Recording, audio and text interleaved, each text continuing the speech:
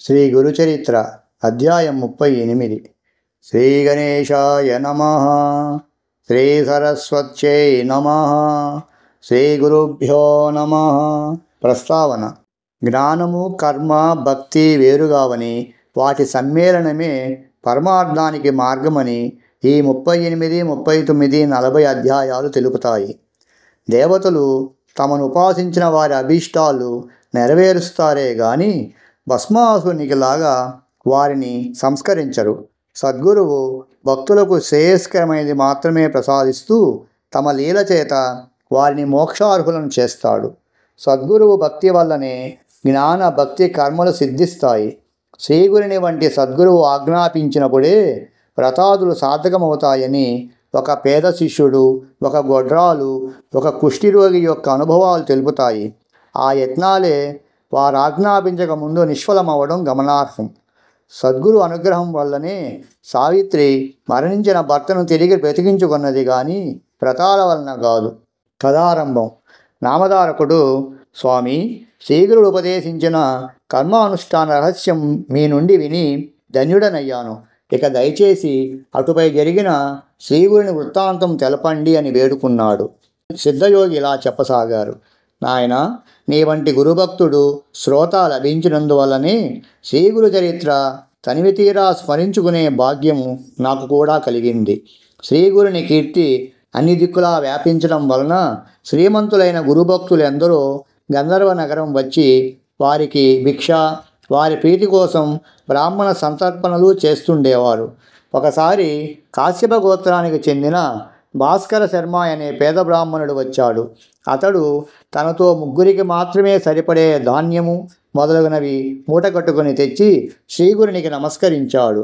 కానీ ఆ రోజు అందరితో పాటు అతనిని కూడా ఎవరో భక్తులు సంతర్పణకు ఆహ్వానించారు. అతడు తాను తెచ్చుకున్న మూట మఠంలో ఒక మూల ఉంచి భోజనానికి వెళ్ళాడు. రోజు ఇలానే జరుగుతుండడం వలన 3 మాసాలు ఇలాగే గడిచింది. అతనిని చూచిన బ్రాహ్మణులందరూ: ఏమయ్యా బ్రాహ్మణుడా, నీవు వచ్చింది ఎందుకు? చేస్తున్నది ఏమిటి? నీవు భిక్ష ఇవ్వడానికి ముహూర్తం ఇంకా కుదరలేదా? పోనీలే, ఇక్కడ జరుగుతున్న సంతర్పణలో భోజనం చేసి ఇప్పుడు రావిక్కావు. నీకు ఇంటి వద్ద కంటే ఇక్కడే బాగున్నట్లున్నది. నీకు సిగ్గు వేయడం లేదా అని ఎగతాళి చేయసాగారు.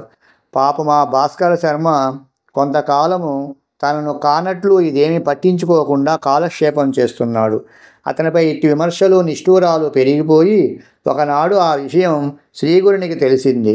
ఆయన అది సహించలేక అతనిని పిలిచి: నాయన, నీవు రేపు ఇక్కడనే స్వయంగా వంట చేసి మాకు భిక్ష సమర్పించు అని ఆదేశించారు. అతడు అంగీకరించి మరుసటి రోజు తెల్లవారుజామునే నిద్రలేచి నెయ్యి, పెరుగు సమకూర్చుకొని స్నానానుష్ఠానాలు పూర్తి చేసుకొని తాను తెచ్చిన ధాన్యంతోనే వంట చేస్తున్నాడు. ఆ సమయంలో వేరొక భక్తుడు వచ్చి తాను ఆ రోజు శ్రీగురునికి భిక్ష చేయడానికి అన్నము మొదలగు పదార్థములన్నీ సిద్ధము చేసుకొని ఆహ్వానించడానికి స్వామి వద్దకు వచ్చాడు. కానీ శ్రీగురుడు తాము ఆ రోజున భాస్కర శర్మ ఇచ్చే భిక్ష తీసుకుంటామని, అతడు మరుసటి రోజు భిక్ష చేయవచ్చునని చెప్పాడు. అతడు నిరుత్సాహపడి: అయ్యో, ఇప్పుడు ఈ దరిద్రుడు వండిన దాంట్లో ఒక్కొక్కరికి ఒక్కొక్క మితకైనా వస్తుందా? ఈరోజు ఎవరి కొంపలకు వాళ్ళు వెళ్ళి భోంచేయవలసిందే అనుకుంటూ వెనుకకు మరలాడు. శ్రీగురుడు ఆ మాటలు విని అతనికి, అక్కడున్న వారందరికీ ఇలా చెప్పారు: నాయనలారా, ఈరోజు మీరెవ్వరూ భోజనానికి ఎక్కడికి వెళ్ళవద్దు. మీరందరూ భార్యాబిడ్డలతోనూ స్నేహితులతోనూ కలిసి ఈ మఠంలోనే భోజనం చేయాలి కనుక అందరూ స్నానాలు చేసి రండి అని చెప్పారు. అందరూ ముఖాముఖాలు చూసుకొని నవ్వుకుంటూ, ఈ దరిద్రుడు తెచ్చుకున్నది సోలెడు బియ్యమే కదా, ఎవరికి తెలియదు, మఠంలో ఇందరికి భోజనం పెట్టడానికి అదేమి సరిపోతుంది అనుకుంటూ స్నానానికి వెళ్ళారు. ఇంతలో శ్రీగురుడు భాస్కర శర్మతో: నాయన, కొద్దిసేపట్లో అందరూ వస్తారు, త్వరగా సిద్ధం చేయి అని చెప్పారు. అతను వెంటనే మరో పొయ్యి కూడా వెలిగించి మిగిలిన వంటకాలు సిద్ధం చేసి అంతా సిద్ధమైందని స్వామికి విన్నవించాడు. అప్పుడు స్వామి నది ఒడ్డున ఉన్న ఇతర బ్రాహ్మణులందరినీ ఆహ్వానించమని భాస్కర శర్మను ఆదేశించారు. అతడు అలాగే వెళ్ళి చెప్పగానే వాళ్ళు పకపకా నవ్వి: ఏమయ్యా, నీవు పెట్టినట్లే మేము తిన్నట్లే. ఈ రోజున మా ఇళ్లలో ఉన్నదేదో మేము భోంచేస్తాము, కానీ నీవు కనీసము శ్రీగురునికైనా కడుపు నిండా పెట్టగలిగితే అంతే చాలు, పో పో అన్నారు. భాస్కర శర్మ తిరిగి వచ్చి వారందరూ తనను ఎగతాళి చేసి భోజనానికి రామన్నారని చెప్పాడు. శ్రీగురుడు, నాయన, మాకు బ్రాహ్మణులతో కలిసి భోజనం చేయడమే సమ్మతము గాని మేమొక్కరమే భిక్ష చేయము అన్నారు.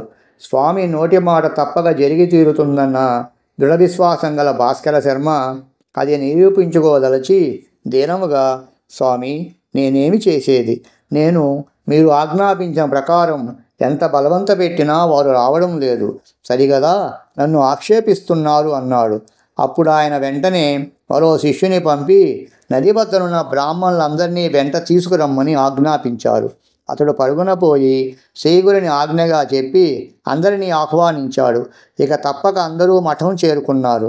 శ్రీగురుడు వారందరితో, బ్రాహ్మణోత్తములారా, మీరందరూ మీ భార్యాబిడ్డలను తీసుకుని మఠానికి రావాలి.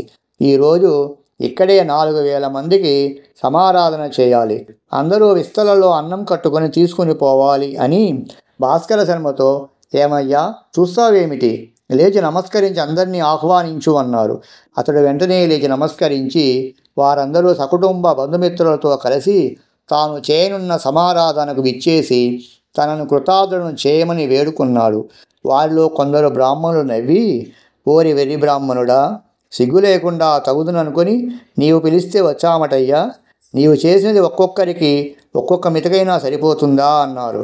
కొందరు పెద్దలు వారిని వారించి, తప్పు, అతన్ని నిందించవద్దు, ఇందులో అతని దోషమేమీ లేదు, గురువు చెప్పిన ప్రకారం చేస్తున్నాడు అని మందలించాడు. భాస్కరుడు శ్రీగురు పాదాలను పూజించి ఆయనకు ఆరతి ఇచ్చి విస్తళ్ళు వేశాడు. అప్పుడు శ్రీగురుని ఆజ్ఞ కోరాడు. అంతటా శ్రీగురుడు అతనికి ఒక వస్త్రమిచ్చి దానిని వంటకాలపై కప్పమని ఆదేశించారు. అతడు అలా చేయగానే శ్రీగురుడు తమ కమండలంలోని నీరు అభిమంత్రించి ఆ వస్త్రంపై చెల్లి వస్త్రము తీయకుండా వడ్డన చేయమని ఆదేశించాడు. వెంటనే భాస్కర శర్మ మరికొంతమంది ఆ వస్త్రం కింద నుండి పల్లాలతో వంటకాలు తీసుకుని తిరిగి వడ్డిస్తున్నారు. నెయ్యి కూడా ధారలుగా వడ్డిస్తూనే ఉన్నారు. అది చూచి భక్తులందరూ ఆశ్చర్యచకితులయ్యారు. అప్పుడు మొదట శ్రీగురుడు, తర్వాత మిగిలిన వారు ఆపోసనం తీసుకొని భోజనం చేయడం మొదలుపెట్టారు. భాస్కర శర్మ ఒక్కొక్కరి వద్దకు వెళ్ళి నెమ్మదిగా కూర్చొని కావలసినవి అడిగి వేయించుకొని తృప్తిగా భోజనం చేయమని చెప్పాడు. భోజనాలు అయ్యాక అందరికీ తాంబూలాలిచ్చి స్త్రీలకు పిల్లలకు అన్ని వర్ణాల వారికి బంతులుగా కూర్చోబెట్టి వడ్డన చేశారు. చివరకు ఊరిలో విచారించి భోజనం చేయని వారెవరూ లేరని నిర్ధారణ చేసుకున్నాక శ్రీగురుని ఆజ్ఞ తీసుకొని భాస్కరుడు గురుప్రసాదం స్వీకరించాడు.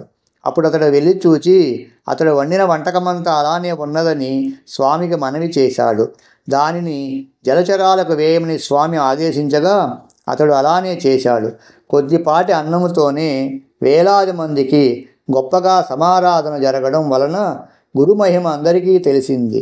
శ్రీగురుడు సాక్షాత్తు అన్నపూర్ణేశ్వరుడని, వారి అనుగ్రహానికి పాత్రులైన వారికి ఎట్టి కొరత ఉండదని అందరూ కీర్తించారు. అప్పుడు శ్రీగురుడు భాస్కర శర్మను ఆశీర్వదించి ఇంటికి పంపివేశారు. శ్రీగురుని కీర్తి మరొక్కసారి అన్ని దిక్కులా మారుమ్రోగింది. శ్రీదత్తాయ గురవే నమః. శ్రీపాద శ్రీవల్లభాయ నమః. శ్రీనృసింహ సరస్వత్యై నమః.